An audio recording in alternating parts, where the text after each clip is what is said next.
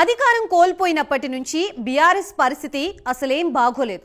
అటు కవిత అరెస్ట్, ఇటు ఎమ్మెల్యేల వలసలు, ప్రభుత్వం నుంచి ఎదురయ్యే ఇబ్బందులు ఇలా ఒక్కొక్కటి మీద ఒక్కొక్కటి పడుతూ ఉంటే ఒకానొక సమయంలో గులాబీ పార్టీ ఉనికే ప్రశ్నార్థకంగా మారింది. ఇలాంటి సమయంలో బీఆర్ఎస్ కు మంచి అస్త్రాన్ని అందించింది కాంగ్రెస్. అదే రుణమాఫీ పథకం. ఈ పథకం ద్వారా రైతులందరికీ రుణమాఫీ చేస్తామని కాంగ్రెస్ ప్రభుత్వం హామీ ఇచ్చింది. దాని ప్రకారమే పథకాన్ని అమలు చేసింది. అయితే చాలా మంది రైతులకి రుణమాఫీ కాలేదు. ఇప్పుడు ఇదే అంశాన్ని కారు పార్టీ హైలైట్ చేయనుంది. రుణమాఫీ కాని రైతులతో కలిసి ప్రభుత్వంపై పోరాటానికి సిద్ధమవుతోంది. మరి ఈ పోరాటంలోనైనా గులాబీ పార్టీ పైచేయి సాధిస్తుందా?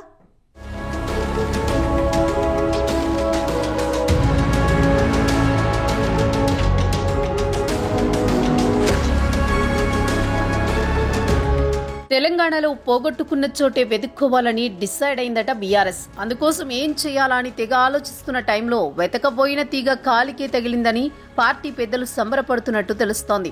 రైతు రుణమాఫీ గులాబీ పార్టీకి ఆశాజ్యోతిలా కనిపిస్తోందని అంటున్నారు. అదేంటి, రుణమాఫీ చేసింది కాంగ్రెస్ సర్కార్ కదా, అది బీఆర్ఎస్ కి ఎలా ఊతమవుతుందన్న డౌట్ రావడం కామన్. కానీ అసలు కిటుకు అక్కడే ఉందంటున్నాయి తెలంగాణ భవన్ వర్గాలు.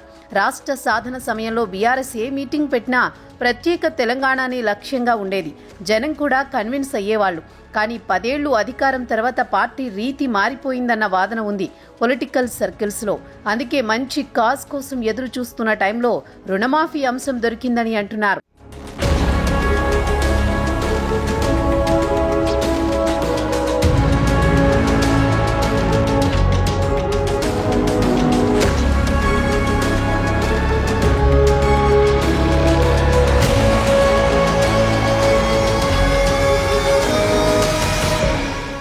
ఎన్నికల ప్రచారంలో చెప్పినట్టుగా 2 లక్షల రూపాయల లోపు రైతు రుణాల్ని మాఫీ చేసింది కాంగ్రెస్ సర్కార్. అయితే ఆ ఫలం అర్హులైన రైతులందరికీ అందలేదన్నది బీఆర్ఎస్ పాయింట్. ఇప్పుడు అదే అంశాన్ని పట్టుకుని జనంలోకి వెళ్లే ప్రయత్నంలో ఉంది ప్రతిపక్ష పార్టీ. గ్రామాల వారీగా అర్హత ఉండి మాఫీ జరగని రైతుల వివరాలు సేకరించి ఎక్కడికక్కడ ప్రభుత్వాన్ని నిలదీయాలని అనుకుంటోందట. ముందు చెప్పినట్టుగా అర్హత ఉన్న ప్రతి రైతుకు రుణమాఫీ జరిగేలా ఒత్తిడి తీసుకువస్తే పోగొట్టుకున్న చోటే తిరిగి పుంజుకోవచ్చన్నది పార్టీ ప్లాన్ గా తెలుస్తోంది. గత ఎన్నికల్లో గ్రామీణ ప్రాంతాల్లో దారుణంగా దెబ్బతింది కారు పార్టీ. సహజంగానే ఇక్కడ రైతులు ఎక్కువగా ఉంటారు కాబట్టి రైతు రుణమాఫీ ఉద్యమం ద్వారా వాళ్లని తిరిగి తమ వైపుకు మళ్లించుకోవాలన్నది బీఆర్ఎస్ అధిష్టానం ప్లాన్ అని టాక్ వినిపిస్తోంది. దాని ద్వారా ఇచ్చిన హామీని కాంగ్రెస్ సర్కార్ నిలబెట్టుకోలేకపోతే రైతుల తరపున తామే పోరాడి ఇప్పించామన్న ఇమేజ్ తెచ్చుకోవాలన్న ప్లాన్ ఉందట. అందుకే గ్రామాల వారీగా రుణమాఫీ అవ్వని రైతుల డేటాను పార్టీ తరపున సేకరించే పని ముమ్మరంగా జరుగుతోందట.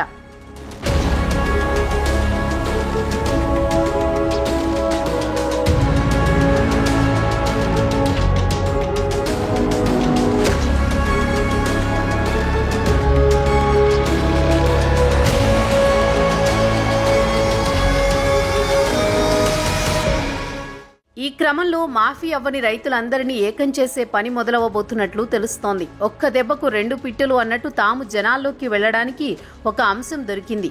అదే సమయంలో దూరమైన గ్రామీణ ఓటర్లను త్వరగా చేర్చుకోవడానికి లైన్ క్లియర్ అయిందన్న చర్చ జరుగుతోంది. గులాబీ పార్టీలో రుణమాఫీ అవ్వని రైతుల తరపున పోరాటం చేస్తే వాళ్లకు దగ్గరవడంతో పాటు తమకు పొలిటికల్ గ్రౌండ్ లో ప్లేస్ దొరుకుతుందన్నది బీఆర్ఎస్ స్కెచ్ గా తెలుస్తోంది. అందుకే రాష్ట్ర వ్యాప్తంగా ధర్నాలు, ఇతర ఆందోళన కార్యక్రమాలు నిర్వహించబోతున్నారట. అయితే ఇదే సమయంలో పార్టీలోని ఇంకో వాయిస్ వినిపిస్తోందని అంటున్నారు. రుణమాఫీ విషయంలో అప్పుడే తొందరపడ్డం ఎందుకు, కొన్నాళ్లు ఆగితేనే మంచిదని అంటోందట ఆ వర్గం. ఒకే ఊళ్ళో కొందరికి మాఫీ అయి మరికొందరికి అవ్వకుంటే ఆటోమేటిక్ గా రైతుల్లోనే వ్యతిరేకత మొదలవుతుందని, అలాంటప్పుడు ఆ అగ్గికి ఆజ్యం పోస్తే తేలిగ్గా వర్కౌట్ అవుతుందని ఇప్పటి నుంచే మనం ఇంతలా చించుకోవడం ఎందుకన్నది కొందరు సీనియర్స్ అభిప్రాయంగా తెలుస్తోంది. కానీ బీఆర్ఎస్ లోనే మరో వర్గం అభిప్రాయం మాత్రం దొరికిన ఛాన్స్ ని వదులుకోవద్దన్నట్టుగా ఉందంటున్నారు. మొత్తంగా రైతు రుణమాఫీనైతే ఎట్టి పరిస్థితుల్లో వదలకుండా తాము తిరిగి పుంజుకునే ఆయుధంగా వాడుకోవాలన్నది బీఆర్ఎస్ ప్లాన్ అట. మరి గులాబీ పార్టీ ప్రయత్నాలు ఎంతవరకు సఫలమవుతాయో చూడాలి.